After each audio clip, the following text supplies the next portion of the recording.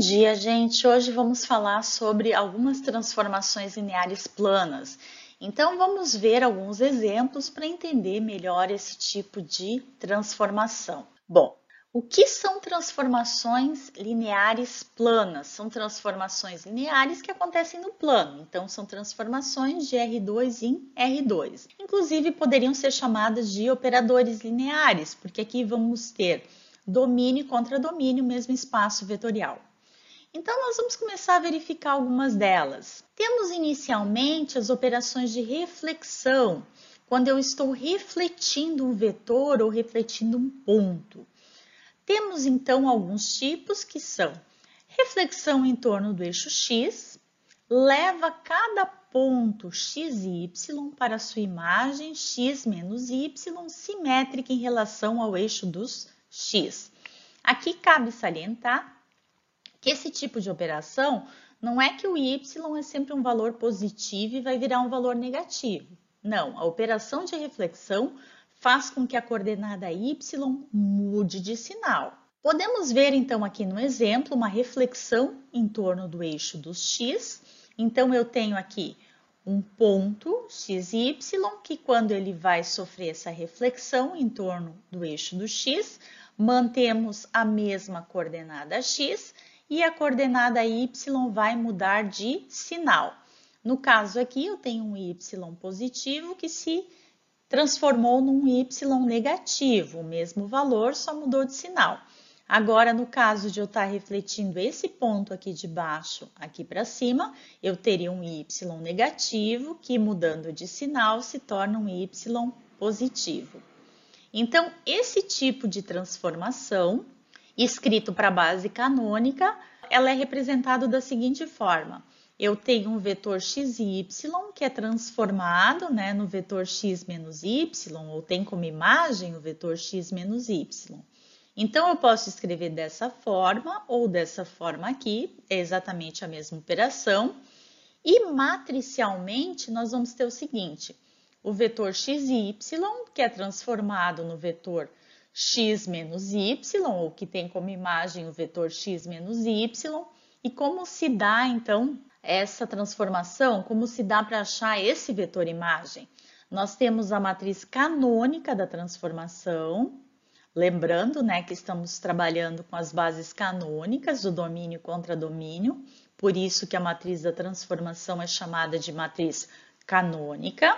E temos a seguinte matriz, 1 e 0, 0 e menos 1. Realmente, vamos ter aqui x mais 0y, vamos ter o x, e aqui 0x menos y, vamos ter o menos y. Da mesma forma que temos reflexão em torno do eixo x, vamos ter reflexão em torno do eixo y. Então, essa transformação leva cada ponto x e y para sua imagem menos x e y, simétrica em relação ao eixo dos x. Então, novamente, aqui tem um pontinho x e y, vou refletir em torno do eixo dos y. Então, esse pontinho x e y vai ser transformado no pontinho menos x e y. Se eu for refletir esse ponto daqui para cá, então, novamente, o que vai acontecer? O x é a coordenada que muda de sinal. A minha transformação, então, do R2 para R2 é escrita da seguinte forma. Eu tenho um vetor x e y que tem como imagem o vetor menos x e y e, escrevendo em termos matriciais, esse vetor x e y que tem como imagem o vetor menos x e y, que é escrito como multiplicação da matriz canônica da transformação vezes o próprio vetor x e y. Então, vamos ter aqui, menos x mais 0y, 0x mais y, que vai me dar origem a esse vetor imagem aqui. T vezes V é igual a T de V.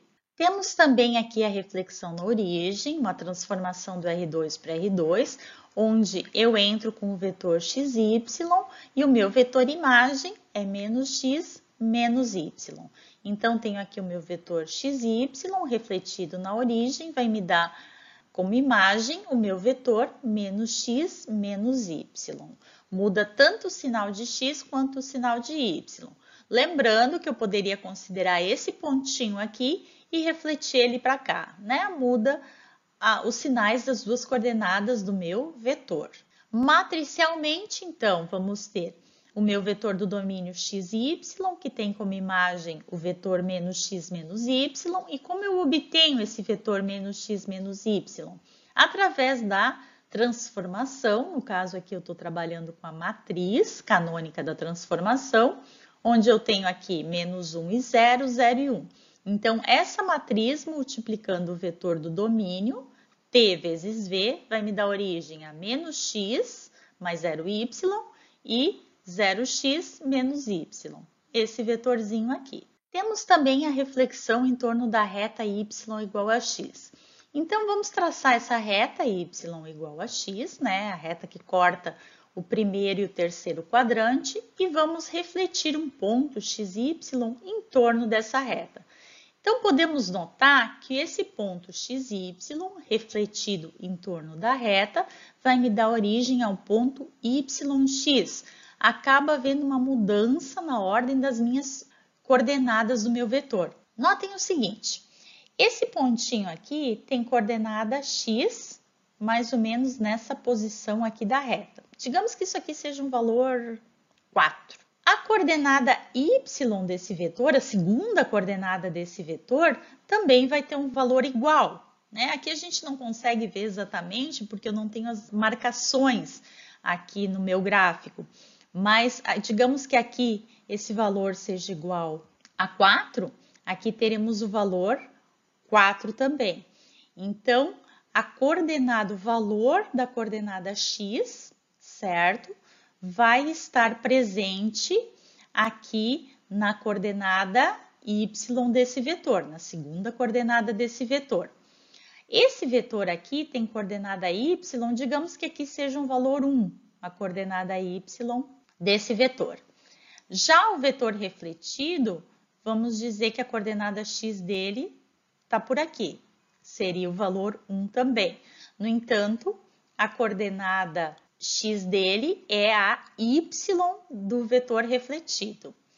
Tentem fazer um gráfico, né? Fazendo as marcações certinhas, vocês vão ver essa troca de valores entre as coordenadas. Fazendo então aqui a minha matriz canônica dessa transformação, temos que o vetor x e y refletido vai me dar origem ao vetor yx, e temos que a matriz canônica, então, vai ser escrita da seguinte forma, 0 e 1, 1 e 0, porque eu vou ter 0x mais y, e aqui 1x mais 0yx. E, por fim, temos a reflexão em torno da reta y igual a menos x. Então, é essa reta aqui que corta o segundo e o quarto quadrante. Então, o que vai acontecer com um ponto que é refletido em torno dessa reta aqui? Temos, então, aqui o ponto x e y, que é refletido em torno da reta y igual a menos x. Então, notem o seguinte, além de haver essa troca das coordenadas, ainda vai haver uma troca de sinal. O valor de x aqui, vamos considerar, por exemplo, que o x aqui seja 3, certo? Aqui, nesse vetorzinho aqui, vamos ter menos 3 para a coordenada y dele. Então, houve uma troca tanto da posição das coordenadas x e y, como dos sinais também. Então, a minha matriz canônica da transformação ela vai ser escrita da seguinte forma. Temos um vetor x e y, que refletido vai me dar origem ao vetor menos y menos x. A matriz canônica, então, 0, menos 1 e 0. Vamos ter aqui, ó, 0x menos y, menos x mais 0y, menos x. Agora, então, vamos ver as operações de dilatações e contrações na direção dos vetores. Então, eu tenho uma transformação plana do R2 para R2, onde eu estou entrando com o vetor x e y e estou saindo com o vetor imagem, o xy multiplicado por um alfa, sendo esse alfa um número real. Matricialmente, então, o vetor do domínio é o vetor xy e o vetor imagem é o vetor alfa que multiplica xy, ou seja, alfa x, alfa y, que é obtido por meio da multiplicação da matriz canônica da transformação, onde os elementos da diagonal principal são iguais a alfa. Então, eu vou ter alfa x mais 0y, alfa x, 0x mais alfa y, alfa y. A gente pode observar que, se o alfa em módulo for maior que 1, vai acontecer uma dilatação do vetor. Se alfa em módulo for menor que 1, vai acontecer uma contração do vetor. Se alfa for igual a 1, eu vou ter que o vetor vai permanecer do mesmo tamanho. É a transformação identidade. E se eu tiver um alfa negativo, vai haver a troca de sentido do vetor. Daí nós não vamos considerar nem dilatação, nem contração. Temos aqui um exemplo, né? A transformação do R2 para R2, t de xy igual ao meio de xy. Então, é um exemplo de contração de vetor. O vetor vai diminuir o seu tamanho pela metade. O que pode acontecer é de termos uma dilatação ou contração numa direção preferencial. Por exemplo, podemos ter uma dilatação maior na direção x que na direção y, ou vice-versa. Aqui nesse nosso exemplo, vamos tratar como se nós tivéssemos uma dilatação ou contração somente na direção horizontal, somente na direção do eixo do x. Então, teríamos o seguinte, uma transformação do R2 para R2, onde o meu vetor xy teria como imagem um vetor alfa x e y, né, com alfa maior que 0, e esse alfa estaria multiplicando somente o x, somente a coordenada x. Então, teríamos que a dilatação ou contração seria horizontal, somente na direção do x. Então, aqui podemos ver, né, que para os três vetores mostrados, o que acontece? O valor da coordenada y permanece o mesmo para os três vetores, no entanto, o que muda é a coordenada x. Aqui temos o x, aqui temos um meio de x, então, caso de uma contração, e aqui temos 2x, que seria o caso de uma dilatação.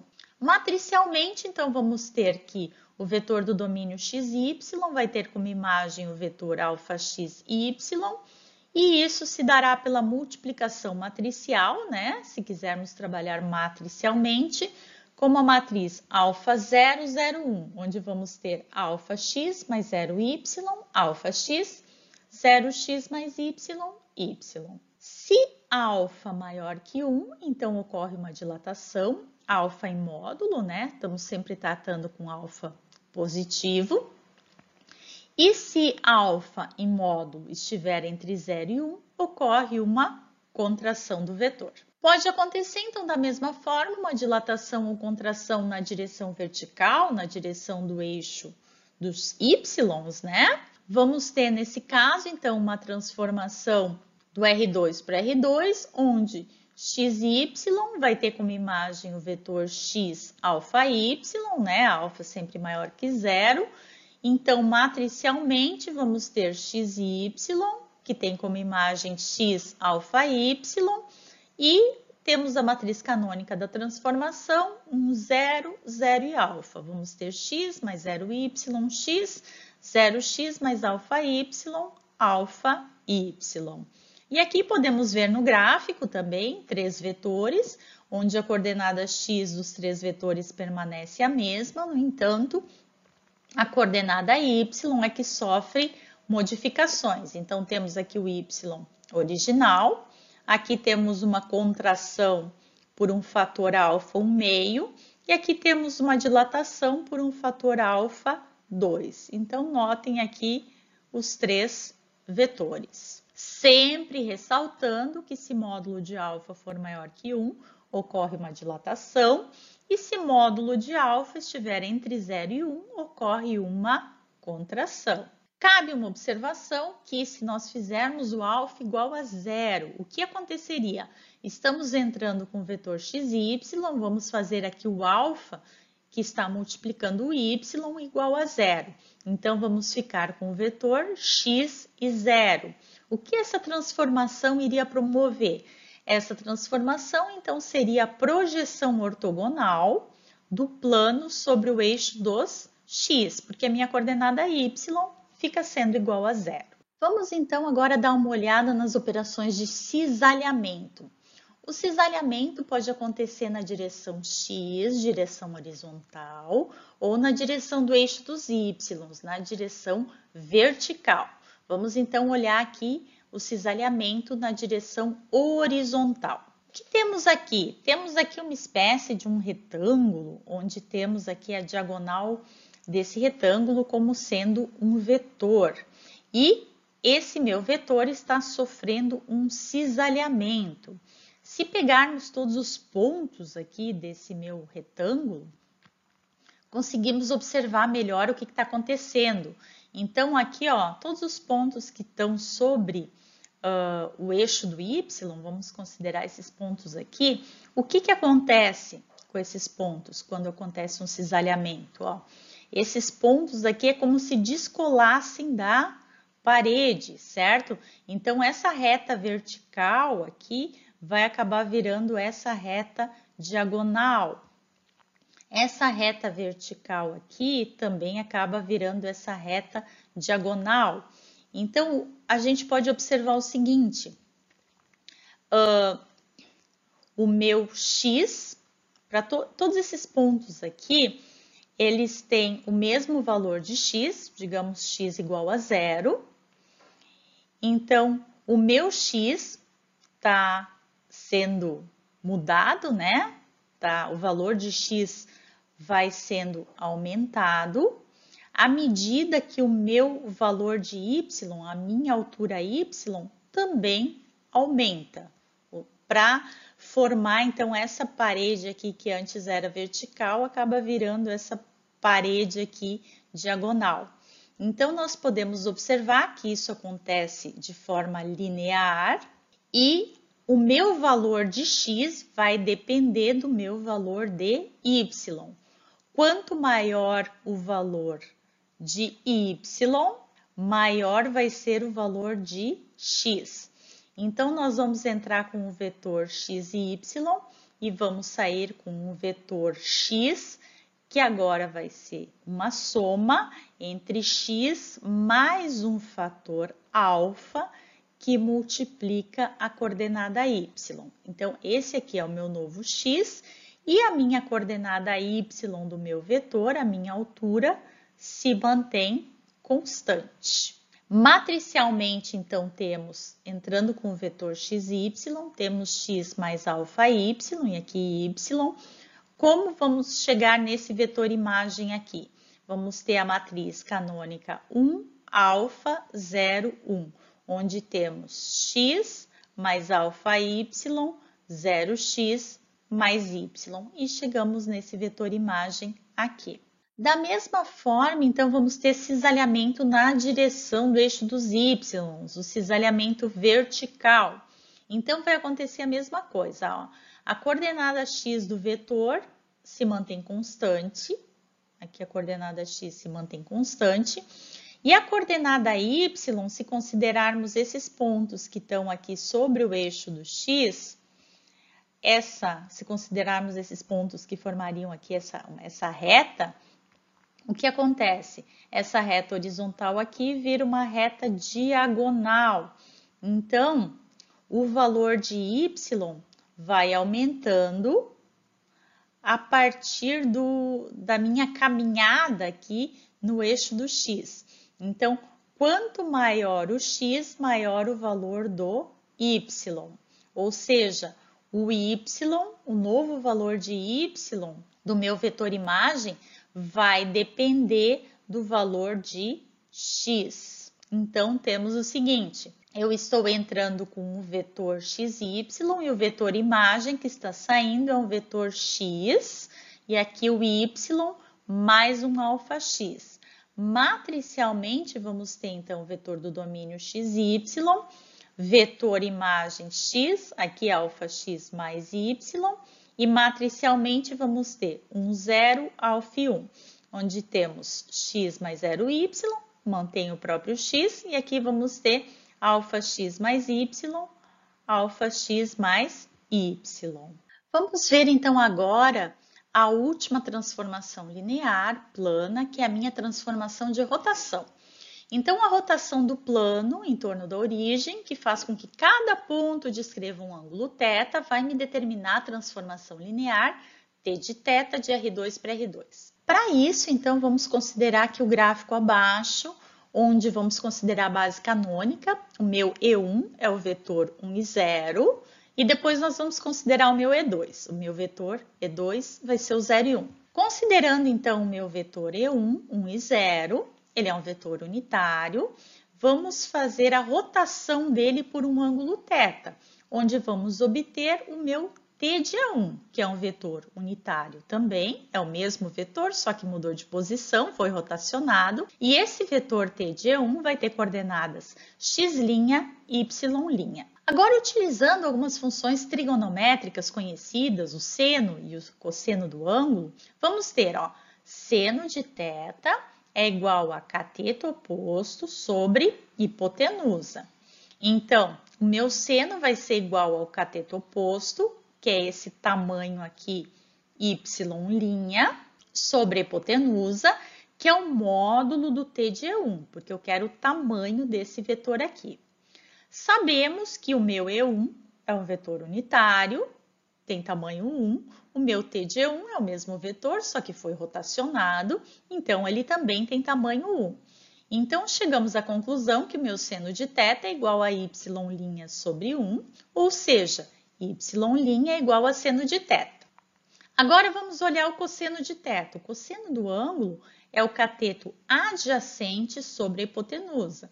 Então, é esse comprimento aqui, x', sobre o módulo de t de E1, que já sabemos que é igual a 1.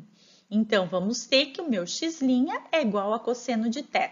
Como o meu t de E1 tem coordenadas x', y', podemos dizer que esse vetor aqui tem coordenadas cosseno de θ, seno de θ.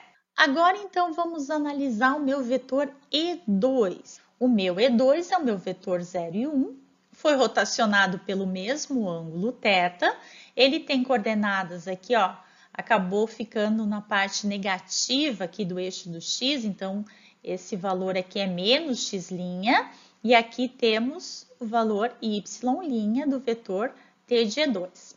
Então, vamos lá. Seno de θ. O que é o meu seno de θ? Cateto oposto sobre hipotenusa.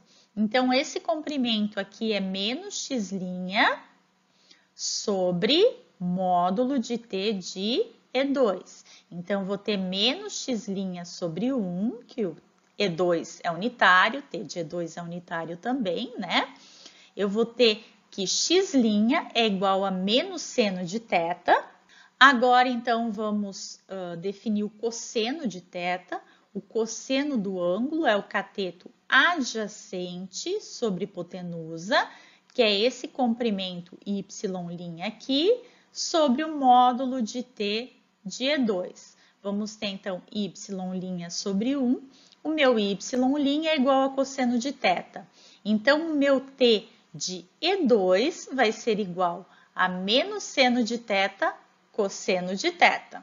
Dessa forma, então, conhecemos o meu E1, 1 e 0, e meu E2, 0 e 1, e suas respectivas imagens, né, os vetores rotacionados. O t de E1, cosseno de θ, seno de θ, o t de E2, menos seno de θ, cosseno de θ. Podemos, então, escrever a matriz da transformação linear, né? T de E1 na base canônica, na primeira coluna, cosseno de θ, seno de θ. T de E2 na base canônica, menos seno de θ, cosseno de θ. E temos, então, a minha matriz da minha transformação. Vamos agora exemplificar, então, essa matriz de rotação.